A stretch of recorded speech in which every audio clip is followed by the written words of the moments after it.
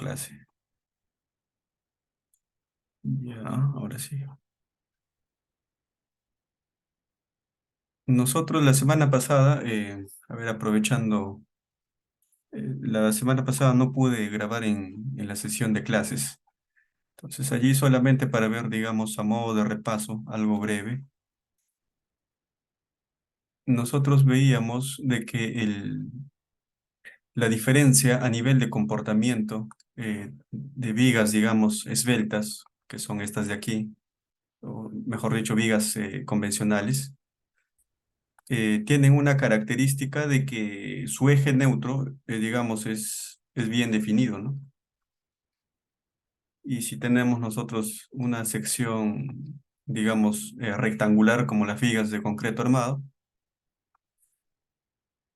nosotros podríamos definir tranquilamente, ¿no? De que en el centroide es, digamos, donde se está desarrollando o se está definiendo, ¿no? El eje neutro. De alguna manera hay una cierta distorsión cerca a la zona, digamos, de los apoyos, que básicamente, digamos, para temas de este curso es conocido como una zona de discontinuidad. Y el mismo se desarrolla más o menos a una distancia, digamos, horizontal similar a la altura del elemento. Entonces, si nosotros aquí hemos definido para cada elemento finito una altura igual, digamos, a su ancho, o sea, cada elemento finito es cuadrado, lo que aquí tendríamos es de que, por ejemplo, para hacer una relación similar altura, digamos, una distancia h hacia la horizontal, tendríamos que definir, digamos, este cuadrado que está incluyendo 9 elementos, digamos, rectangulares, este cuadrado, ¿no?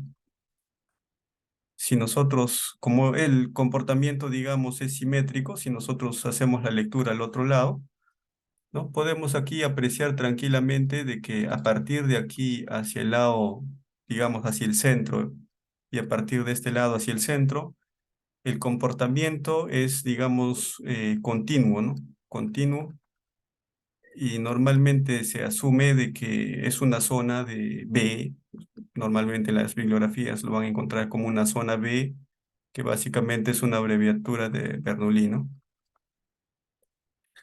Entonces, y a las zonas que están en los extremos, donde digamos el eje neutro no está a la mitad de, digamos, del peralte de la viga, le llamamos zona de discontinuidad o zona D, ¿no? Entonces, básicamente, eso es lo que definen a este tipo de elementos, digamos, de gran peralte, ¿no?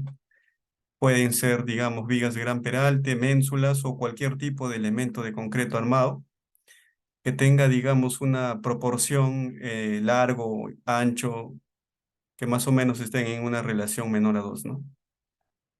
Entonces, en ese tipo de casos, obviamente no vamos a poder aplicar normalmente las ecuaciones que nosotros ya conocíamos, ¿no? De resistencia a materiales, de análisis estructural, eh, utilizando o haciendo consideraciones de que la sección plana antes de la deformación sigue siendo plana antes y después de aplicada la carga, ¿no?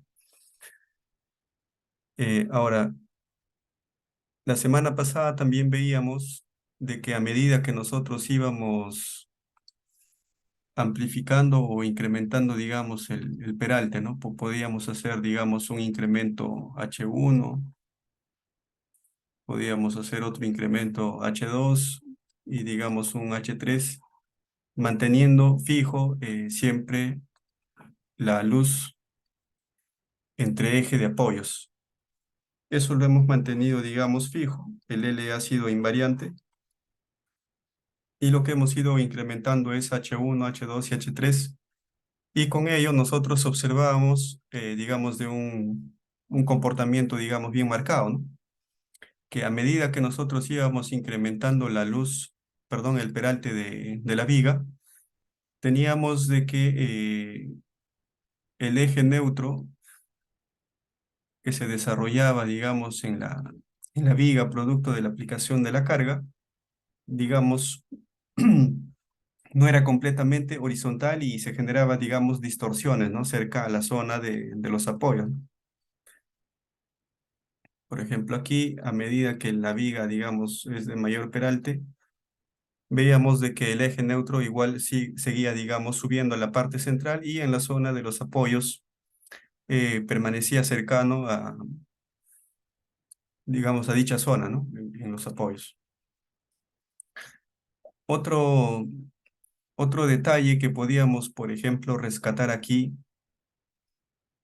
la semana pasada era con relación a, al comportamiento que tenía. Aquí yo hice una captura de pantalla la semana pasada. Aquí podíamos apreciar de que a medida que nosotros íbamos incrementando el peralte de la viga, eh, la viga tendía a, digamos, a comportarse como una especie de arco, ¿no? O sea, si bien es cierto, la viga es de forma rectangular, aquí voy a tomar una pluma. Si bien es cierto, nosotros sabemos, ¿no? De que la viga es de, digamos, de configuración rectangular, con condiciones de contorno apoyado, digamos, en los extremos. Nosotros teníamos que, producto de la aplicación, digamos, de una carga P, teníamos reacciones en los bordes. Esta viga rectangular de gran peralte, por la disposición, digamos, de su geometría y los materiales resistentes que están insertos en él, o sea, concreto y acero de refuerzo, hacían de que este elemento compuesto de concreto armado tiendan a comportarse, digamos, como un arco para efectos de compresión, ¿no? Y obviamente, digamos, tiene algo de sentido, ¿no? Que esa carga P se redistribuya y sea transmitido directamente hacia las zonas de los apoyos, y los apoyos mediante, digamos, la reacción terminan soportando, digamos, la carga, ¿no? Adicionalmente, teníamos nosotros digamos, en estas lecturas, de que en la parte o en la cara inferior de estas vigas se desarrollaban esfuerzos de tracción, ¿no?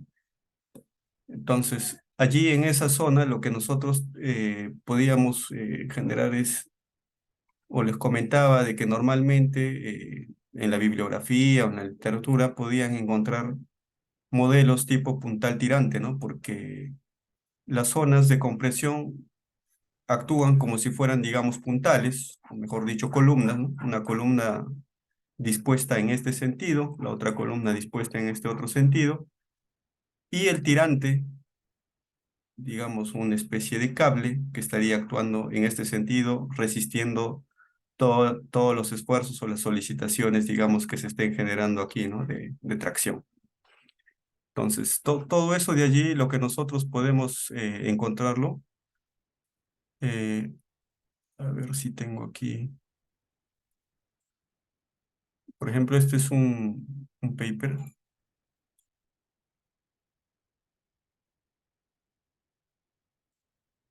Por ejemplo, aquí en este paper, bueno, han hecho lo mismo que hemos hecho nosotros, es definición de las dimensiones, aplicación de una carga puntual en la parte superior, generación de la geometría, han hecho, digamos, el mallado en elementos finitos, similar a lo que nosotros hemos venido haciendo, y después han hecho, digamos, la aplicación de la carga, y lo que están aquí leyendo es, por ejemplo, diagramas de tensiones principales S22 que también nosotros hemos leído.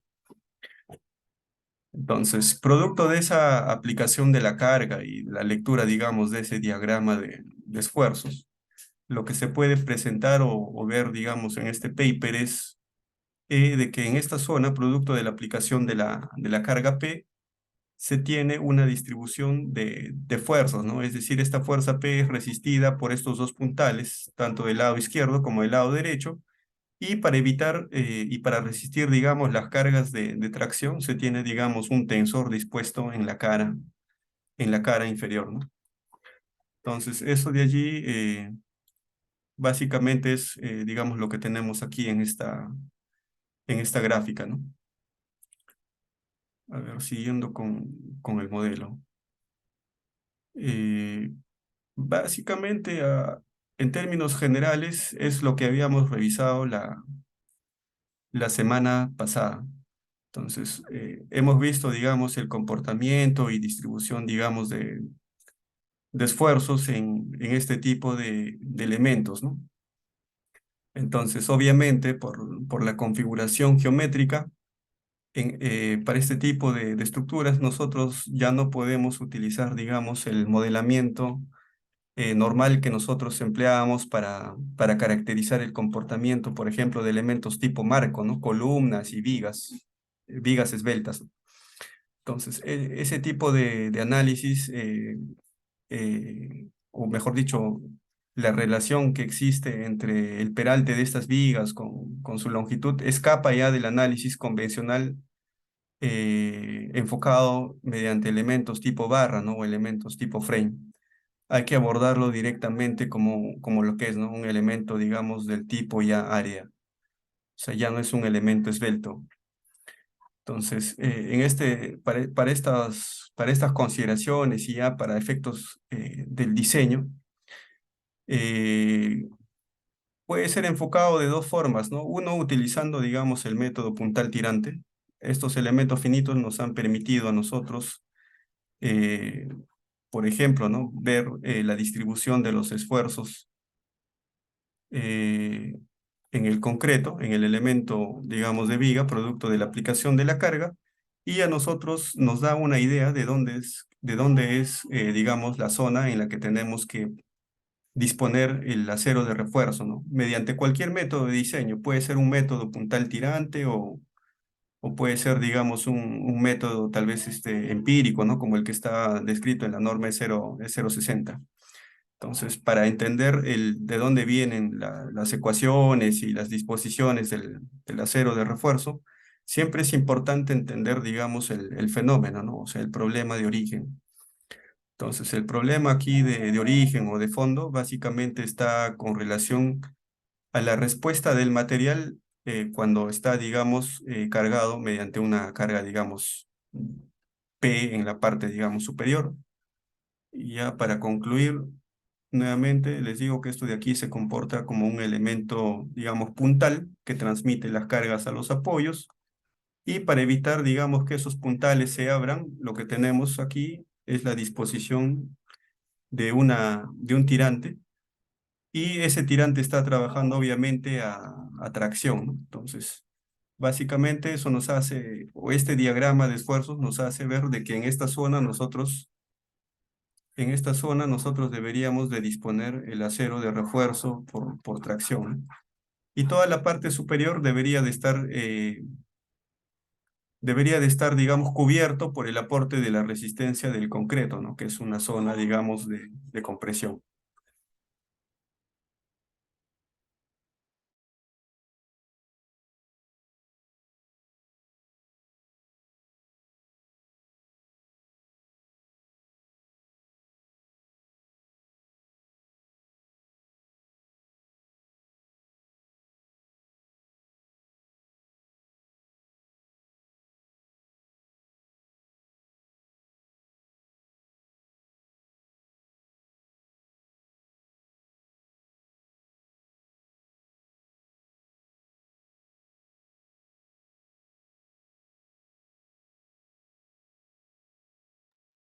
Bien, entonces, dicho esto, igual, como les digo siempre, si alguien tiene alguna consulta, me lo hace saber, digamos, para absolverlo en el camino.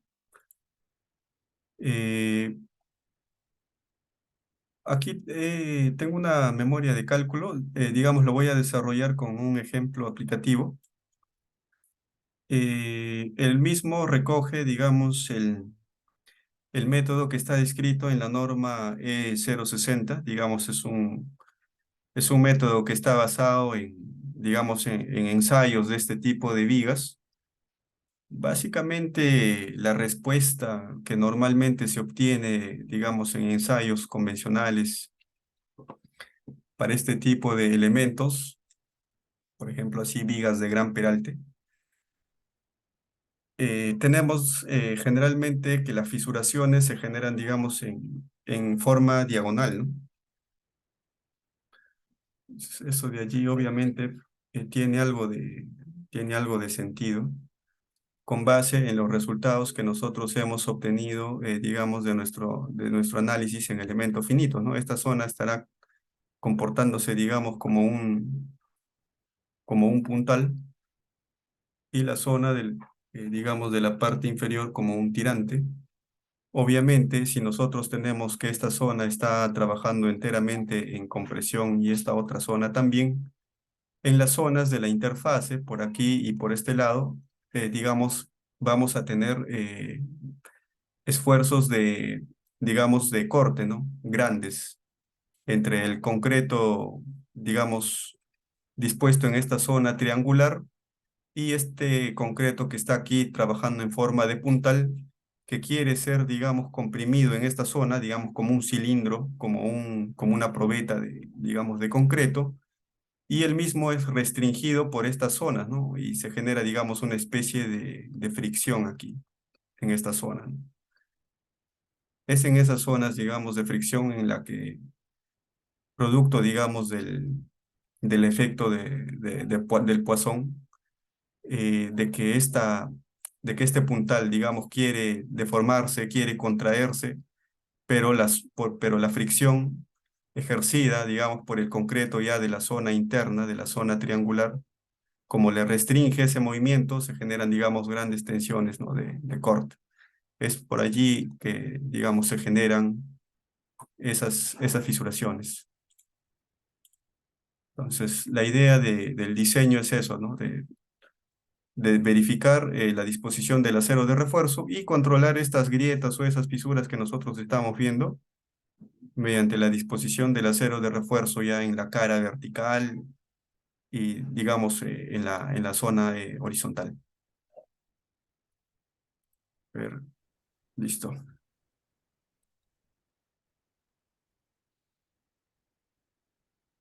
A ver, aquí.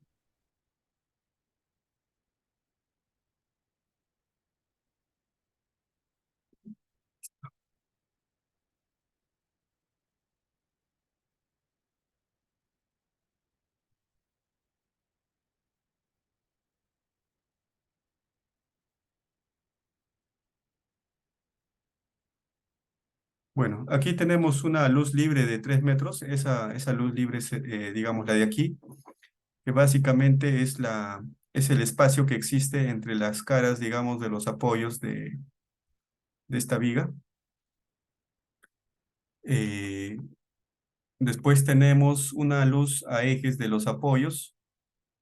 Eh, Eso de allí es, digamos, considerando el eje del apoyo, digamos, de ambos extremos, ¿no? Como tenemos un ancho de los apoyos, tanto al lado izquierdo como al lado derecho de 30 centímetros, tendríamos que a la mitad, mejor dicho, medido desde el lado extremo hacia la mitad, mediría, digamos, 15 centímetros, lo mismo pasaría al otro lado.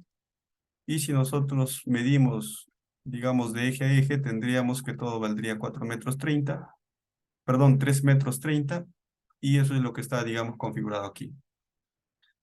Adicionalmente, para efectos digamos, de este problema, tenemos de que el peralte es de 1,80 m. Estamos asumiendo de que la sección es una, digamos, sección rectangular, o sea, mejor dicho, es un elemento completamente plano, de un espesor de 0,25, que para efectos de vigas podemos asumir también, ¿no? De que E es igual a B, que normalmente nosotros asumíamos que B siempre era la base de la viga, ¿no? En este caso, el espesor será, digamos, igual a la base de la viga, ¿no? Eh, Después tenemos la configuración ya de las solicitaciones de las cargas. Aquí tenemos una disposición de carga muerta, tenemos una disposición de carga viva, y ambos están actuando de manera uniformemente distribuido. Adicionalmente tenemos que este elemento de concreto armado es de 210 y El acero de refuerzo es de grado 60, o sea, es un acero de refuerzo estándar de 4.200 kilos por centímetro cuadrado. Hasta allí, digamos que son las condiciones que nos da el problema, ¿no? Esto de aquí obviamente resulta de hacer, digamos, un dimensionamiento, ¿no? Y una configuración. Por ejemplo, este elemento que estamos apreciando pudiera ser, ¿no? Un tanque elevado, ¿no? Por ejemplo, en el piso 18, no sé, o sea, que normalmente se ubica en la azotea, ¿no? Digamos, de una edificación. Entonces, básicamente, estas serían, digamos, las dimensiones, las cargas que estarían siendo aplicadas, nos están dando las características mecánicas de los materiales, concreto, acero de refuerzo, y con base en eso nosotros tenemos que diseñar el acero de refuerzo que deberíamos de colocar en este elemento, ¿no? Entonces voy a borrar todo lo que he escrito. Eh, Después, la norma nos pide, o sea, el E060 nos dice de que deberíamos de verificar la relación entre la luz medida entre eje de los, perdón, la luz libre y el peralte de la viga, ¿no? En este caso, nosotros tenemos que la luz libre es de 3 metros, este de aquí, 3 metros, dividido entre el peralte de la viga, ¿no? 1,80 m, nos está resultando 1,667. Nosotros, si verificamos con la relación que yo les pasaba la semana pasada, ¿no? En la que les decía de que la norma, digamos, E060 enfoca como viga de gran peralte eh, a elementos cuyas relaciones entre la luz libre, entre su peralte, digamos, tiene menor a 2, ¿no? Entonces, como es menor a 2, lo vamos a enfocar como un diseño de vigas de gran peralte.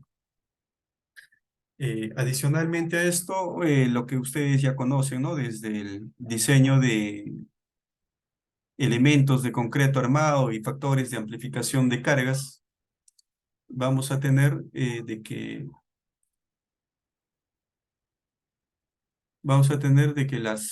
los factores de amplificación o los coeficientes, por ejemplo, para carga muerta es de 1,4, para carga viva es de 1,7, el peso específico del material es, digamos, para efectos del peso propio, es de 2.400, ¿no?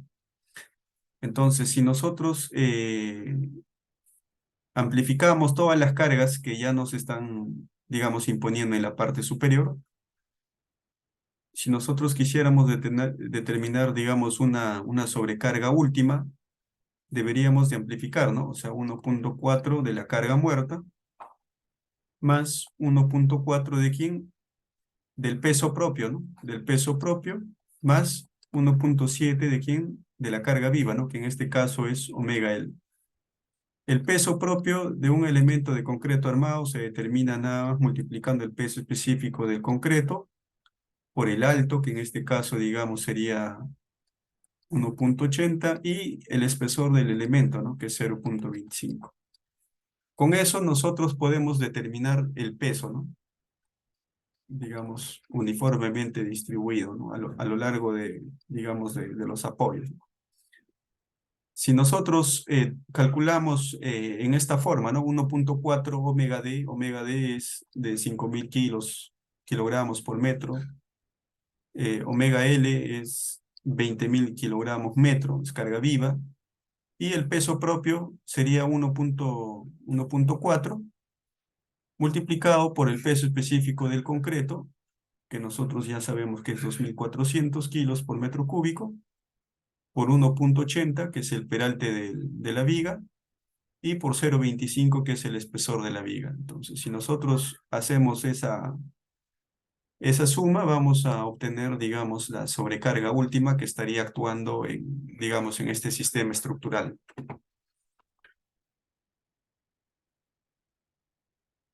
Sí, hasta allí nosotros ya hemos determinado, digamos, la carga, o sea, tenemos las condiciones de contorno, tenemos la carga última que está siendo, digamos, aplicada directamente al sistema. Después tenemos el diseño por flexión. Si nosotros ya tenemos, digamos, la configuración de nuestro elemento estructural, que viene a ser este, ya sabemos cuánto es la carga última que está siendo aplicado por el sistema. Por el método de fuerzas que normalmente nosotros ya conocemos, ¿no? Podemos asumir, digamos, digamos, el comportamiento de este elemento como un elemento barra. Como bien ya les he explicado, el comportamiento dista del comportamiento de una barra, pero la norma de 0,60, digamos, tiene unos artificios que nosotros nos permiten emplear, digamos, este modelo matemático, ¿no? De una viga simplemente apoyada y siendo cargada, digamos, de manera uniforme para nuestro caso, para este problema en específico, ¿no? Así tendríamos nuestro, digamos, nuestro diagrama de cargas, ¿no? Entonces, si nosotros llegamos a resolver este sistema, nosotros podemos obtener, digamos, el momento en la parte inferior, tendríamos, ¿no? Que sería el omega u por el ln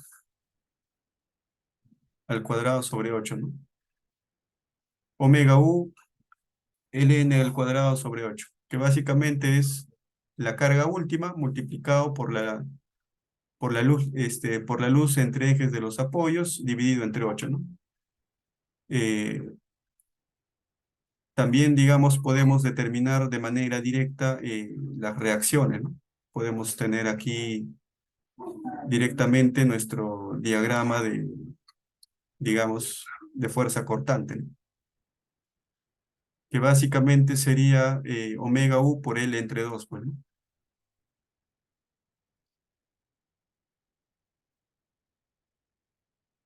Positivo, negativo y aquí positivo, ¿no?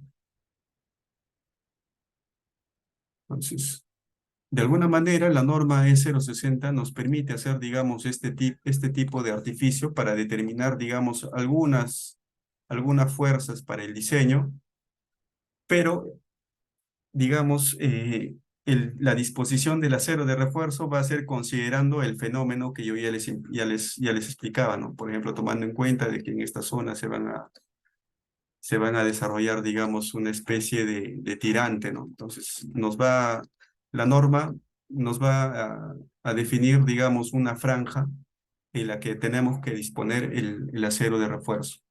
Ok, hasta allí nosotros ya hemos definido la carga última y ya tenemos, digamos, el diagrama de cargas, el diagrama de momento flector y el diagrama de fuerza cortante. Entonces, con eso nosotros podemos recurrir y diseñar directamente por flexión. Entonces, para hacer el diseño por flexión, la norma nos dice que nosotros deberíamos de calcular a ver, creo que alguien me consulta, a ver,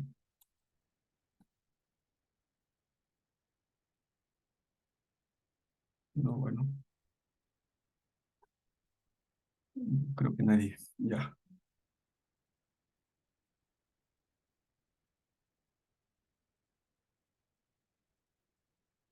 Como les decía, vamos a pasar a hacer el diseño por flexión, pero para el diseño por flexión, la norma E060 nos dice que para este efecto nosotros tenemos que determinar el brazo del par interno, ¿no? El brazo del par interno básicamente es como determinar el peralte de, digamos, efectivo de la viga de gran peralte. En este caso, por ejemplo, puede ser determinar el peralte de esta viga, ¿no? Como podemos apreciar, esto de aquí está por encima de lo que podría ser el eje neutro, ¿no? Toda la zona de tracción está por encima de lo que podría ser, digamos, el eje neutro, ¿no? Entonces, para que sea, digamos, algo más comprensible, tenemos de que los máximos esfuerzos de tracción se van a desarrollar de todas maneras en la parte central. Eso de aquí lo podemos ver directamente aquí en el software.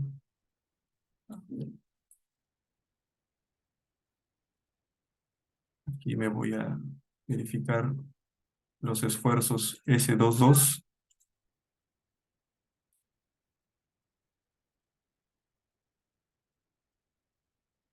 perdón, sería S11. Y aquí tenemos esfuerzos de hasta 25, ¿no? Aquí, a ver, vamos a ver. Le voy a poner aquí que nos lea hasta 23 desde 15. Como podemos apreciar, por ejemplo, aquí tenemos que las máximas solicitaciones de tracción se están dando, digamos, al centro de luz, ¿no? Tanto en la parte superior como aquí. Obviamente a este lado también, ¿no? Solamente que tenemos que filtrar bien, ¿no? Por ejemplo, aquí los máximos son de 14 y si yo filtro esa cantidad, por ejemplo, le pongo 10 y que me lea hasta 14, seguramente nos va a brindar las zonas, digamos, de mayores esfuerzos en esta tercera viga. Obviamente se va a dar en la parte central, ¿no? Entonces tenemos aquí esfuerzos de hasta 14 kilos por centímetro cuadrado, 14, y bueno, y allí van disminuyendo hacia los extremos. Entonces, eso por un lado, ¿no? Y por el otro lado, como les decía, tomando en cuenta, eh, nuevamente voy a filtrar aquí,